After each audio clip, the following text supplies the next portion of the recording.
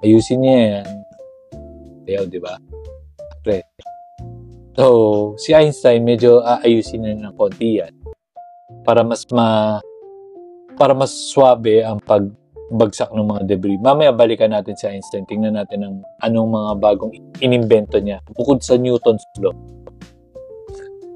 So, eto, ganyan yung ano. Kasi may mga inner gutter kasi yung inside gutter kasi ginamit dito.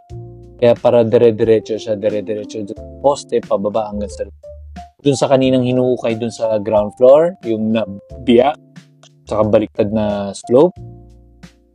Yan yung mga lahat ng mga invention nila, nilagay na lahat sa bahay ko eh. Ganyan kasi sila ka-innovative. Ayan. Yan yung tatlong downspout na nakita mo. Ito yung downspout na baliktad yung slope. So, para maalala ko lang, no? Yan yung mga pinagagawa nila. Kaya ako binibideo lahat yan. Para next time, kapag maghanap ako, saan ba yung slope niyan? Yan yung baliktad. O, yan.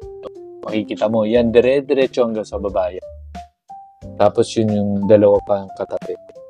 Ito naman yung luma naming bintana sa may hagdanan. Ito yung sa staircase namin. Ganyan kasi ang design ng lumang bahay. So, nung ni-renovate, syempre, tinanggal. Sabi ko, para makatipid, gamitin natin yung lumang bintana. Di ba? Ayaw nila magtipid. Pinasag yung salamin ko.